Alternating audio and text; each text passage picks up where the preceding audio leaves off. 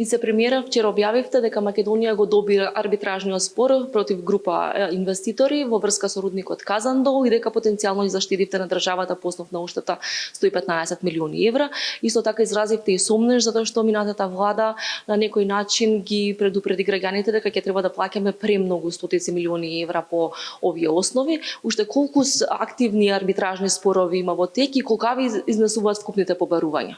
Минатата година, кога ја презедовме владата и кога бев избран за председател или координатор на координативното тело за арбитражи, наследивме 8 арбитражи кои што беа наследени од претходната влада. Во меѓувреме 3 беа решени.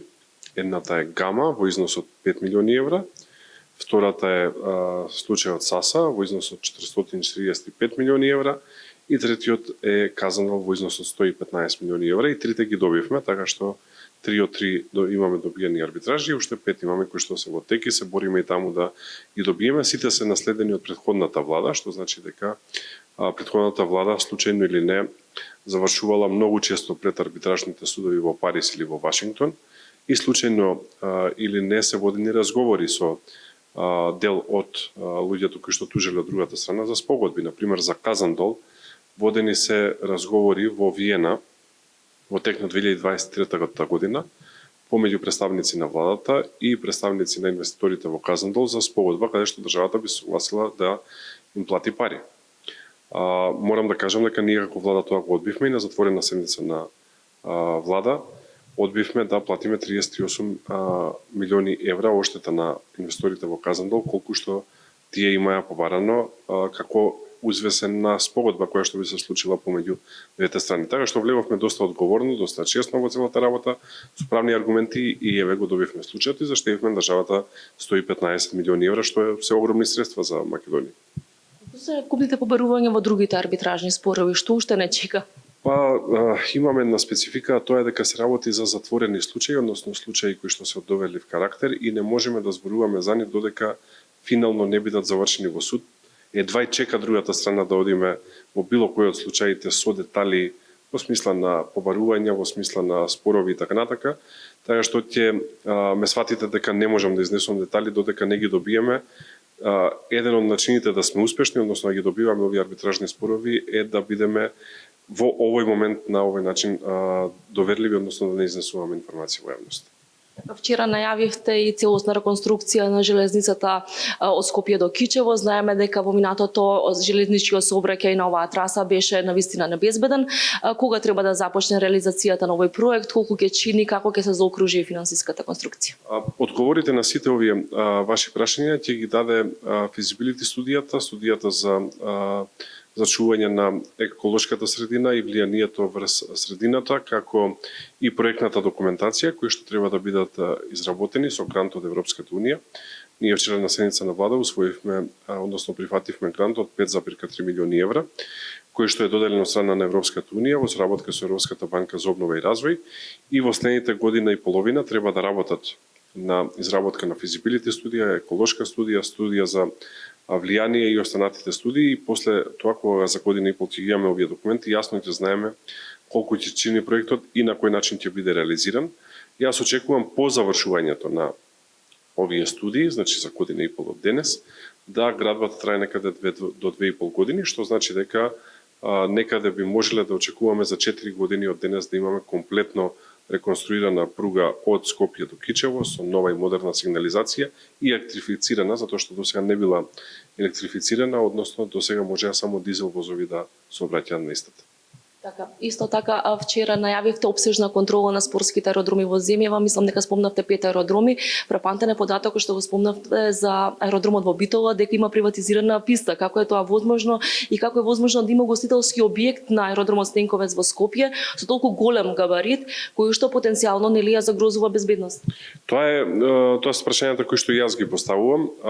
Се работи за класично манипулирање и изигрување на законите. Барање, народски кажано, дупки во законите. Имено пред некаде 10 години со новиот закон за спорт се трансформирани спортските клубови од здруженија на граѓани во акционерски друштва. Како здруженија на граѓани не можеле да поседуваат имот, како акционерски друштва можат да поседуваат имот. И тука овие 5 аероклубови влегле во разни активности. Например, во Стенковец ги легализирале хангарите кои што од Дивоград би станале легални објекти, па после тоа си побарале и реконструкција, надградба на Стрешница и така натака, а во прилеп се извинувам, во Битол успеале дури да ја приватизираат и пистата. Затоа ние побаравме да надлежните институции во рок од 2 недели направат контроли. Тука пред се мислам на Министерството за внатрешни работи, Управата за јавни приходи, Управата за финансиска полиција, пазаричната инспекција, општините на чија што територија се овие 5 спортски аеродроми, секако тука е Агенцијата за цивилно воздухопловство и да излезат со заеднички наоди, мислам дека ќе се фрапантни наодите, но еве да не прејудицирам, се работи за спортските аеродроми и оние кои што стопанисуваат со нив во Скопје, односно Стенковец, понатака во Куманово, во Штип, во Прилеп и во Битола. Така.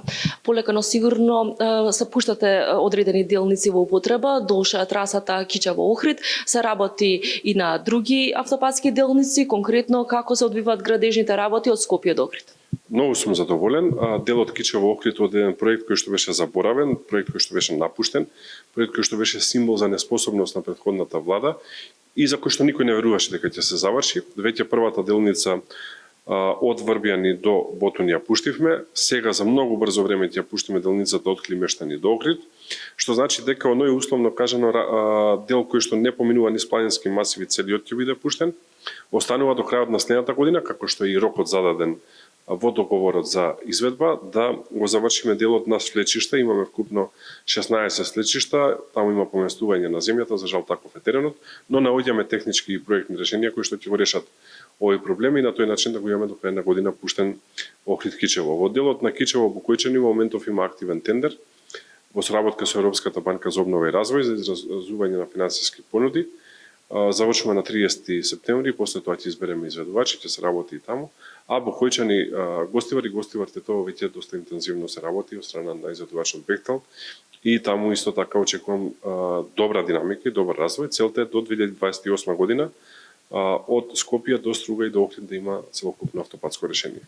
Така, во изминати веќе 13 месеци од владењето на оваа влада го одбележаа 2 крупни договори, едниот е владината соработка со Унгарија, другиот стратешкото партнерство со Британија.